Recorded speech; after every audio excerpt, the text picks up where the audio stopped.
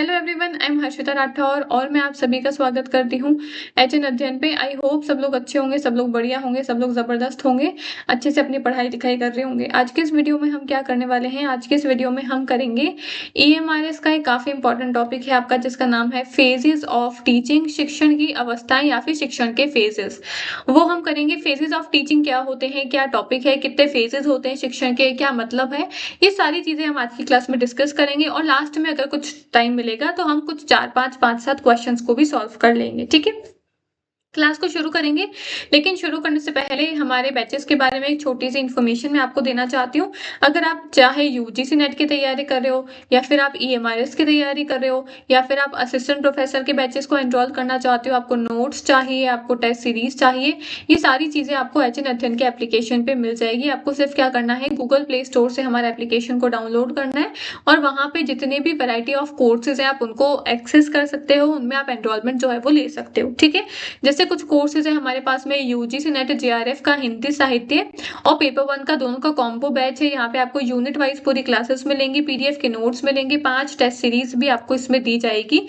ये आपका पेपर 1 और पेपर 2 हिंदी साहित्य दोनों का कॉम्बो बैच रहने वाला है। ये इसकी प्राइस रहेगी। एक बैच है हमारे पास में जिसमें है यूजीसी नेट के ज्योग्राफी सब्जेक्ट, अगर आपका है तो उसके हैंड रिटन नोट्स है हमारे पास में। इंग्लिश मीडियम के जितने भी आपकी 1 to 10 यूनिट्स है यूजीसी नेट में, वो सारी कवर करवाई जाएगी। और नेट क्या जो पीवाईक्यूज है उसके ऊपर बेस हमने ये हैंड रिटन नोट्स जो है वो आपके लिए बनाए हैं। ये इसकी प्राइस है, आप इसको भी परचेज कर सकते हो।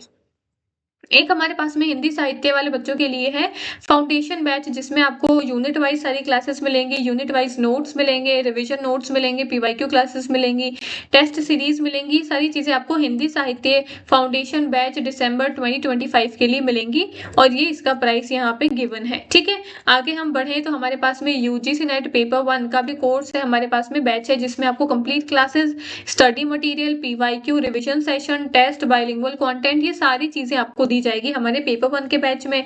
एक हमारे पास में जेआरएफ का महापैक है। महापैक में आपको 10 प्लस बैचेस जो है यूजीसी नेट के वो दिए जाएंगे। टेस्ट बैच हो गया, नोट्स का बैच हो गया, रिवीजन का बैच हो गया, प्रैक्टिस का बैच हो गया और अन्य जितने भी अपकमिंग बैचेस हैं वो सारी चीजें आपको इस एक बैच में दी जाएगी। तो एक सब्सक्रिप्शन में आपको 10 बैचेस जो है वो दिया जाएगा। ये आपका जेआरएफ का महापैक रहेगा, ये इसका प्राइस है। सारी चीजें आपको यहाँ पे कवर करवाई जाएगी। एक हिंदी साहित्य के नोट्स है हमारे पास में जिसमें 1 to 10 यूनिट्स के फुल नोट्स कवर करवाए जाएंगे। रिवीजन के नोट्स मिलेंगे 200 पेजेस के और 40 पेजेस के वन लाइनर्स भी आपको मिलेंगे। ये इसका प्राइस है ओनली। और ये हमारा कॉन्टेक्ट नंबर है, आप यहाँ पे आपकी क्वेरीज को रिजॉल्व करवा सकते हो एचएन अध्ययन प्ले स्टोर से। आप गूगल एप्लीकेशन है ना, गूगल प्ले स्टोर से एचएन अध्ययन के एप्लीकेशन को भी डाउनलोड कर सकते हो। ठीक है, आपको अगर हिंदी साहित्य असिस्टेंट प्रोफेसर और जीआरएफ का बैच चाहिए तो वो भी अवेलेबल है, जहां पे यूजीसी नेट की पूरी क्लासेस, असिस्टेंट प्रोफेसर की पूरी classes, PYQ practice class, notes और टेस्ट सीरीज, सारी चीजें आपको करवाई जाएगी। पर ये हिंदी साहित्य के स्टूडेंट्स के लिए रहेगा और कोई दूसरा सब्जेक्ट इसमें नहीं है हमारे पास में। ठीक है, आगे हम बढ़े तो पीवाईक्यू बैच है हमारे पास में। अगर आपको यूजीसी नेट पेपर फर्स्ट का पीवाईक्यू बैच चाहिए जिसमें पिछले 5 सालों की पीवाईक्यूज रहेंगे, नोट्स रहेंगे, टेस्ट सीरीज रहेंगी, तो आप इतने प्राइस में इस बैच को भी परचेज कर सकते हो। ठीक है, और आगे अगर आपको कॉमर्स का बैच चाहिए तो कॉमर्स और पेपर 1 का भी बैच है हमारे पास में, जिसमें यूनिट वाइज क्लासेस आपको मिलेंगी, क्लास के नोट्स आपको दिए जाएंगे। ठीक है, अगर आप और भी किसी बैच में एनरोलमेंट लेना चाहते हो, यूजीसी नेट का कोर्स, ईएमआरएस का कोर्स, टीजीटी पीजीटी का कोर्स, एलटी ग्रेड का कोर्स, असिस्टेंट प्रोफेसर का कोर्स, नोट्स चाहिए आपको, ई नोट्स चाहिए आपको, जो भी कुछ चाहिए आप हमारे गूगल प्ले स्टोर से एप्लीकेशन को डाउनलोड कर सकते हो और वहां पे जितने भी बैचेज हैं उनको आप देख सकते हो। अपने जरूरत के अनुसार किसी भी बैच में एनरोलमेंट ले सकते हो। ठीक है, आपको अगर कोई भी क्वेरी है तो ये हमारा कॉन्टैक्ट नंबर है, आप यहाँ पे हमारे साथ में अपने क्वेरीज को रिजॉल्व करवा सकते हो। जैसे कि कॉन्टैक्ट नंबर मैं यहाँ पे लिख देती हूँ, 9450403952। ठीक है, ये हमारा कॉन्टैक्ट नंबर है। आपकी कोई भी क्वेरी है, चाहे कोर्सेज को लेकर या कोई भी जनरल क्वेरी है आप रिजॉल्व करवाना चाहते हो, इस कॉन्टैक्ट नंबर पे आप हमको कॉल या फिर व्हाट्सएप कर सकते हो। आपकी क्वेरीज जो है वो हमारी टीम रिजॉल्व कर देगी। गूगल प्ले स्टोर से एचएन अध्ययन का एप्लीकेशन डाउनलोड कर सकते हो। काफी सारे बच्चों ने इस एप्लीकेशन को डाउनलोड करा हुआ है, काफी सारे बच्चों ने हमारे कोर्सेज में एनरोलमेंट भी लिया हुआ है। आप भी चाहते हो तो आप हमारे जो बैचेस हैं उसमें एनरोलमेंट ले सकते हो। ठीक है, ये कोर्सेज की जानकारी हो गई। अब हम शुरू करते हैं हमारी क्लास को। शिक्षण की अवस्थाएं, फेजेस ऑफ टीचिंग। तो फेजेस ऑफ टीचिंग क्या होता है, इसका थोड़ा सा इंट्रोडक्शन हम देख लेते हैं कि शिक्षण एक उद्देश्यपूर्ण और व्यवस्थित गतिविधि होती है। शैक्षिक मनोवैज्ञानिक के अनुसार शिक्षण प्रक्रिया को 3 प्रमुख अवस्थाओं में बांटा गया है। भाई टीचिंग कैसी है? टीचिंग एक सिस्टमैटिक तरीका होता है। टीचिंग में जब भी आप पढ़ाते हो, एक सिस्टम से आपको पढ़ाना होता है। अब उस सिस्टम को 3 अलग अलग फेजेस में डिवाइड करा गया है। वो 3 फेज कौन से हैं? सबसे पहले है पूर्व क्रियात्मक अवस्था, जिसको इंग्लिश में प्री एक्टिव फेज कहते हैं। एक आता है आपका परस्पर क्रियात्मक अवस्था, जिसको इंटरएक्टिव फेज कहते हैं। और तीसरा आता है आपका पोस्ट एक्टिव फेज, जिसको हम है ना पोस्ट क्रियात्मक अवस्था यानी कि पश्चिम मतलब है ना पोस्ट क्रियात्मक अवस्था जो है वो हम कहते हैं। पोस्ट एक्टिव फेज हम इसको कहते हैं। 3 आपके फेजेस हो गए टीचिंग के। अब जब भी हम टीचिंग करेंगे, हमको इन 3 फेजेस में ही अपने शिक्षण कार्य को करना होता है। सबसे पहले पूर्व क्रियात्मक अवस्था यानी कि pre active phase. Pre active phase का क्या मतलब है? नाम से ही आप इसको पहचान सकते हो। प्री एक्टिव यानी कि पूर्व क्रियात्मक अवस्था। आप पढ़ाओगे तो अब पढ़ाने से पहले आप कुछ क्रियाएं करते हो। जैसे मैं यहाँ पे आके बैठ के आपकी क्लासेस ले रही हूँ, तो क्लास लेने से पहले मैंने क्या करा है? पहले मैंने टॉपिक सोचा कि मैं बच्चों को कौन सा टॉपिक आज पढ़ाऊंगी। तो मैंने सोचा कि आज मैं बच्चों को फेजेस ऑफ टीचिंग करवाऊंगी। उसके अंदर मैं बच्चे को किस तरीके से पढ़ाऊंगी, उसकी मैंने पूरी प्लानिंग करी, है ना? फिर मैंने आपके लिए नोट्स तैयार करे कि बच्चे को नोट्स कैसे पढ़ाऊंगी मैं। तो मैंने देखा कि पहले मैं इंट्रोडक्शन दूंगी, उसके बाद में फिर मैं क्या करूंगी, तीनों फेजेस के नाम बताऊंगी। उसके बाद में एक एक फेज मैं बच्चे को एक्सप्लेन कर दूंगी, और फिर लास्ट में मैं 5 से 7 8 10 क्वेश्चन जो है वो सॉल्व करवा दूंगी। ऐसे करके पूरी प्लानिंग करी। उसके बाद में मैं आके आपके सामने बैठ के अब यहाँ पे पढ़ा रही हूँ। तो पढ़ाने से पहले का जो प्लानिंग का पूरा पीरियड होता है, उसको क्या कहते हैं? पूर्व क्रियात्मक अवस्था, प्री एक्टिव फेज कहते हैं। प्री यानी कि पूर्व, और क्रियात्मक यानी कि जहां पे क्रिया हो रही है। तो क्रिया क्या है? हमारी पढ़ाने की क्रिया है, शिक्षण की क्रिया है। तो शिक्षण से पूर्व यानी कि शिक्षण से पहले का जो कार्य है, जो हम प्लानिंग कहते हैं, जिसमें मैं पूरी प्लानिंग करूंगी कि मैं शिक्षण किस तरीके से करूंगी, उसकी जो भी मैंने प्लानिंग करी है वो आपकी प्री एक्टिव पूर्व क्रियात्मक अवस्था के अंतर्गत आता है। ठीक है, रीड कर लेते हैं थोड़ा सा क्या बोला है।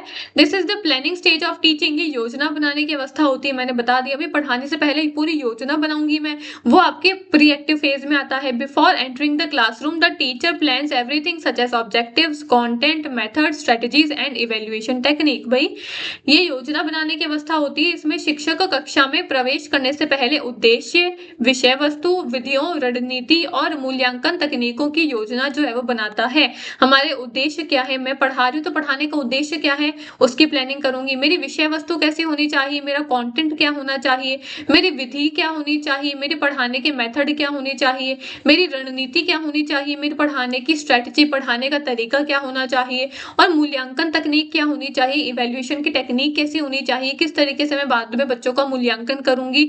मैं बच्चों का वर्बल टेस्ट लूंगी, मौखिक मूल्यांकन करूंगी, लिखित मूल्यांकन करूंगी, किस तरीके से मूल्यांकन करूंगी, भाई मैं बच्चे को पढ़ाऊंगी किस तरीके से, उसकी पूरी प्लानिंग जो मैं करती हूँ वो आपकी प्री एक्टिव फेज में पूर्व क्रियात्मक अवस्था के अंतर्गत आता है। ठीक है, अब इसके कुछ की पॉइंटर्स हैं जो आपको ध्यान में रखने। सबसे पहले तो शिक्षण उद्देश्य का निर्धारण इसमें किया जाता है। टीचिंग के जो ऑब्जेक्टिव्स है उसका निर्धारण इस फेज में किया जाता है। एक पाठ की योजना बनाते हैं, लेसन प्लानिंग हम करते हैं। और तीसरा है शैक्षिक सहायक सामग्री को चुनते हैं, टीचिंग एड्स को चुनते हैं। टीचिंग एड्स क्या है? मेरी पढ़ाने की सामग्री क्या है। मैं बच्चे को वीडियो दिखा के पढ़ाऊंगी, बच्चे को चार्ट दिखा के, मैप दिखा के पढ़ाऊंगी, बच्चे को मैं पीपीटी बना के, बच्चे को मैं नोट्स बना के पढ़ाऊंगी। किस तरीके से पढ़ाऊंगी, मेरी पढ़ाने की सामग्री क्या है। आप कोई भी चीज बनाते हो किचन के अंदर तो सामग्री लगती है ना, खाना भी बनाते हो तो सब्जी बनाने के लिए भी सामग्री लगती है। आलू की सब्जी बनाओगे तो उसमें आलू चाहिए, हल्दी, मिर्ची, धनिया, सब सामग्री चाहिए। तो वैसे पढ़ाने के लिए कौन कौन सी सामग्री, कौन कौन सी चीजें लगेंगी, उसकी प्रिपरेशन करूंगी, उसकी योजना बनाऊंगी। तो वो योजना वाला फेज होता है आपका प्री एक्टिव फेज, पूर्व क्रियात्मक आपकी अवस्था। दूसरा आता है परस्पर क्रियात्मक अवस्था यानी कि इंटरएक्टिव फेज। अब इंटरएक्टिव फेज क्या है? जहां पे टीचर एक्चुअल में पढ़ा रहा है। सबसे पहले टीचर है ना प्लानिंग करेगा, प्लानिंग करने के बाद में फिर वो टीच करेगा, और टीच करने के बाद में फिर वो देखेगा जिसके आपका पोस्ट इंटरएक्टिव फेज, जो कि आपका पोस्ट एक्टिव फेज होता है कि भी पढ़ाने के बाद में टीचर क्या करता है, पढ़ाने के बाद में वो देखता है कि यहाँ पे बच्चे का मूल्यांकन किस तरीके से होगा, जो मैंने उद्देश्य बनाए थे क्या वो उद्देश्य मेरे पूरे हुए या फिर नहीं हुए, उन चीजों को देखता है। ठीक है, तो प्री एक्टिव फेज में तो हमने देख लिया कि टीचर योजना बनाता है कि पढ़ाना किस तरीके से है। दूसरा आता है इंटरएक्टिव फेज। इसमें टीचर बच्चे को पढ़ाएगा, पूरा क्लास में जाके अपनी क्रिया जो है वो करेगा।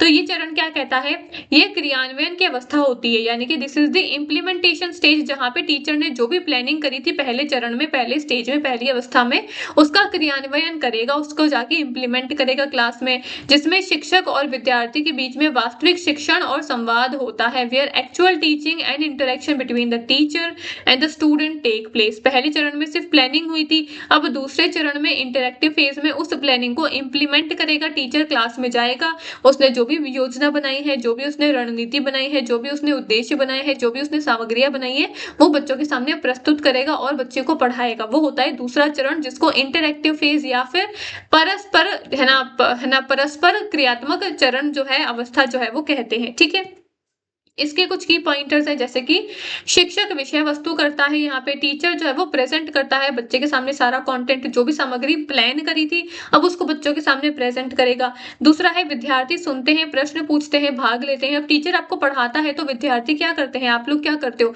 सवाल जवाब भी करते हो, बच्चों जो है वो पूछते भी है, इंटरेक्शन भी करते हैं, अपनी शिक्षण कार्य में भाग भी लेते हैं, सक्रिय रूप से भागीदारी भी निभाते हैं। तो यहाँ पे क्या होता है, दूसरे आपका जो इंटरेक्टिव फेज है इसमें स्टूडेंट सुनते भी हैं, क्वेश्चन भी पूछते हैं, पार्टिसिपेट भी करते हैं। और तीसरा होता है कि इसमें संचार और प्रेरणा भी मिलती है, मोटिवेशन और कम्युनिकेशन होता है। कम्युनिकेशन तो होगा ही, संचार तो होगा ही, भाई टीचर और बच्चे के बीच में पढ़ाई अगर हो रही है तो संचार यहाँ पे होगा ही, मोटिवेशन भी यहाँ पे होता है, प्रेरणा भी यहाँ पे होती है। ये सारे की पॉइंटर्स थे आपके इंटरेक्टिव फेज के। और तीसरा चरण आता है आपका पोस्ट एक्टिव फेज, यानी कि पढ़ाने के बाद की प्रक्रिया। अब बच्चों को लगता है कि ठीक है मैडम ने तो पढ़ा दिया, और जब मैडम सिर्फ क्लास में आपके सामने आके पढ़ा रही है, बस वही पढ़ाने का कार्य होता है मैडम का, नहीं। पढ़ाने से पहले जो हम योजना बनाते हैं वो भी हमारे पढ़ाई का ही काम होता है।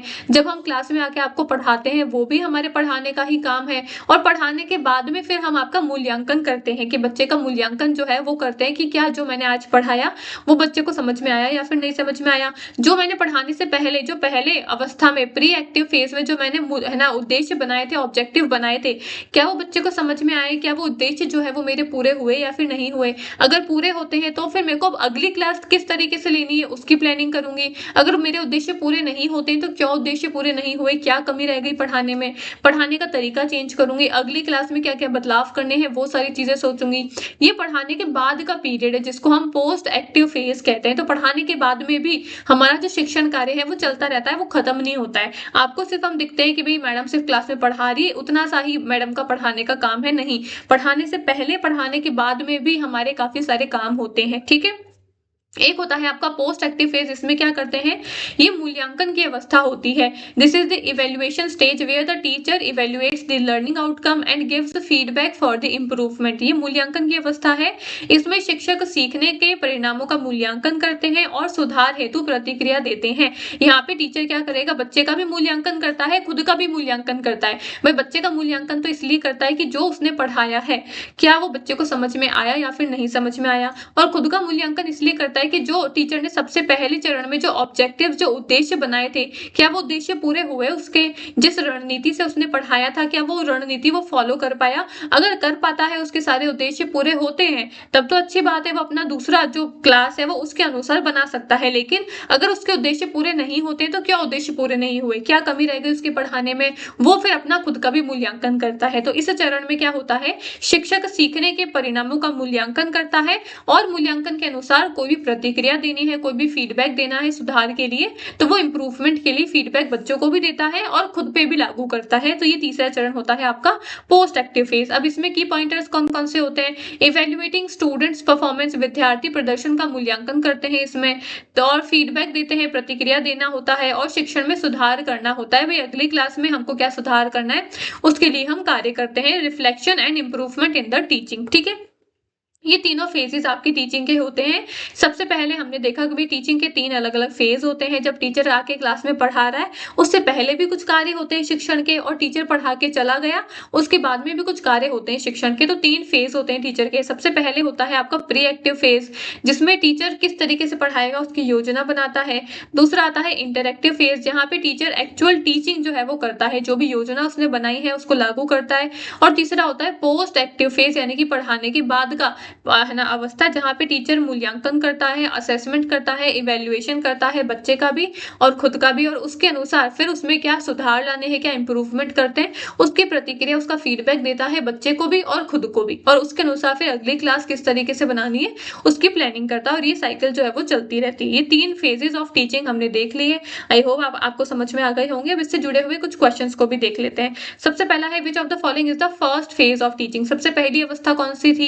इंटरएक्टिव, पोस्ट एक्टिव या फिर प्री एक्टिव। मैंने बताया प्री एक्टिव, प्री यानी कि पहले, पोस्ट यानी कि बाद में, और इंटरएक्टिव यानी कि पढ़ाने का पीरियड जो कि आपका बीच का टाइम पीरियड होता है, मिडिल पीरियड होता है। ठीक है, तो पहला चरण कौन सा हो जाएगा? Pre active phase. Option number C इसका करेक्ट आंसर है। काफी इजी क्वेश्चन था।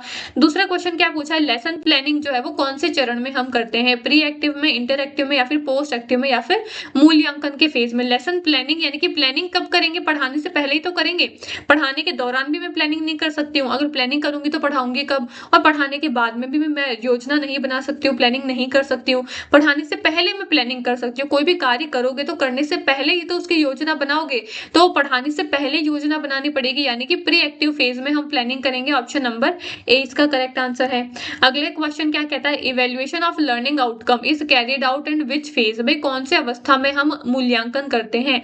मैंने पढ़ा लिया तो पढ़ाने के बाद में ही तो बच्चे का मूल्यांकन करूंगी कि उसको क्या समझ में आया, कितना समझ में आया। बिना पढ़ाए उसका मूल्यांकन नहीं कर सकती हूँ। प्री एक्टिव फेज में भी नहीं कर सकती हूँ, इंटरएक्टिव फेज में भी नहीं कर सकती हूँ। तो option number B post active phase इसका करेक्ट आंसर है। लास्ट वाले चरण में ही हम बच्चे का मूल्यांकन करते हैं। ठीक है, अगला सवाल क्या पूछता है? Classroom interaction between teacher and student take place in pre active, post active, interactive या फिर इवैल्यूएशन फेज। भाई टीचर और बच्चे के बीच में जो इंटरेक्शन होता है क्लास के अंदर वो कौन से चरण में आता है? क्या वो प्री एक्टिव के अंदर आएगा? प्री एक्टिव में तो सिर्फ टीचर का कार्य है कि वो प्लानिंग करेगा कि क्लास में जाके कैसे पढ़ाना है। पोस्ट एक्टिव का मतलब क्या है? पढ़ाने के बाद का पीरियड। पर पढ़ाने का पीरियड, क्लासरूम का पीरियड तो आपका इंटरएक्टिव फेज में होगा। तो ऑप्शन नंबर सी इसका करेक्ट आंसर है। फिफ्थ क्वेश्चन क्या पूछा है? In which phase of teaching are teaching aids selected, pre active, post active या इंटरएक्टिव फेज। भाई टीचिंग की सामग्री हमने पढ़ा था ना, टीचिंग एड्स टीचर बनाता है, तो पढ़ाने की सामग्री जो है वो कौन से चरण में आती है, कौन सी अवस्था में आती है? तो पढ़ाने की सामग्री पढ़ाने के दौरान भी नहीं आ सकती है, पढ़ाने के बाद में भी नहीं आएगी, पढ़ाने से पहले ही उसकी प्लानिंग करनी पड़ेगी। तो pre active phase option number A इसका करेक्ट आंसर हो जाएगा। ठीक है, नेक्स्ट क्वेश्चन पे चलते हैं। क्या पूछा है? Giving feedback to the students, जो बच्चे को हम फीडबैक देते हैं, प्रतिक्रिया देते हैं, वो फीडबैक कौन से चरण में आता है? तो फीडबैक कब देंगे? क्या पढ़ाने से पहले दे सकते हैं? नहीं दे सकते। क्या पढ़ाने के दौरान दे सकते हैं? नहीं दे सकते। जब पूरा पढ़ा लिया, पढ़ाना पूरा कंप्लीट हो गया, उसके बाद में ही बच्चे को फीडबैक दे सकते हैं। तो post active phase option number B इसका करेक्ट आंसर है। ठीक है, आगे बढ़ते हैं, अगले सवाल पे चलते हैं। क्या पूछा है? Motivation of learners is mainly emphasized in pre active, post active या इंटरएक्टिव या फिर इवैल्यूएशन फेज। भाई मोटिवेशन बच्चे को कौन से चरण में मिलता है? तो इंटरएक्टिव फेज में बच्चे का मोटिवेशन जो है वो मिलता है। ऑप्शन नंबर सी इसका करेक्ट आंसर है। नेक्स्ट क्वेश्चन पे चलते हैं। लेसन प्लानिंग जो टर्म है वो किससे जुड़ी हुई है? Pre active, post active, evaluation या फिर फीडबैक से? लेसन प्लानिंग जो हम पढ़ाने वाले हैं उसकी योजना बनाना, ये कौन से चरण से जुड़ा हुआ है? ये आपका प्री एक्टिव फेज से जुड़ा हुआ है, हमने करा है। इसमें टीचर प्लानिंग करता है, योजना बनाता है। ऑप्शन नंबर बी इसका करेक्ट आंसर है। नाइन्थ क्वेश्चन क्या बोला है? Testing the achievement of instructional objectives is the main task of pre active, interactive, post active या फिर ऑल ऑफ दीज। भाई अचीवमेंट्स को देखना जो है वो कौन से टास्क में आता है? अचीवमेंट यानी कि आपने जो पढ़ाया है, जो भी बच्चे ने पढ़ा है, उसका अचीवमेंट क्या निकला, ऑब्जेक्टिव्स क्या आपके पूरे हुए या फिर नहीं हुए, अचीवमेंट क्या निकला, वो कौन से चरण में आता है? पोस्ट एक्टिव फेज में आता है। ऑप्शन नंबर सी इसका करेक्ट आंसर है। और लास्ट क्वेश्चन आज का क्या कहता है? The central activity of the interactive phase is teaching learning interaction, lesson planning, feedback या फिर इवैल्यूएशन। भाई इंटरएक्टिव फेज का मेन मुख्य काम क्या होता है? टीचिंग और लर्निंग का इंटरेक्शन, लेसन प्लान करना, फीडबैक देना या फिर मूल्यांकन करना। लेसन प्लान कब करते हैं? ये हम प्री एक्टिव फेज में करते हैं, पर यहाँ पे इंटरएक्टिव फेज का पूछा है तो ये आंसर गलत हो जाएगा। फीडबैक कब देंगे, प्रतिक्रिया कब देंगे? पढ़ाने के बाद में देंगे, यानी कि पोस्ट एक्टिव फेज का काम है, पर यहाँ पे इंटरएक्टिव का पूछा है।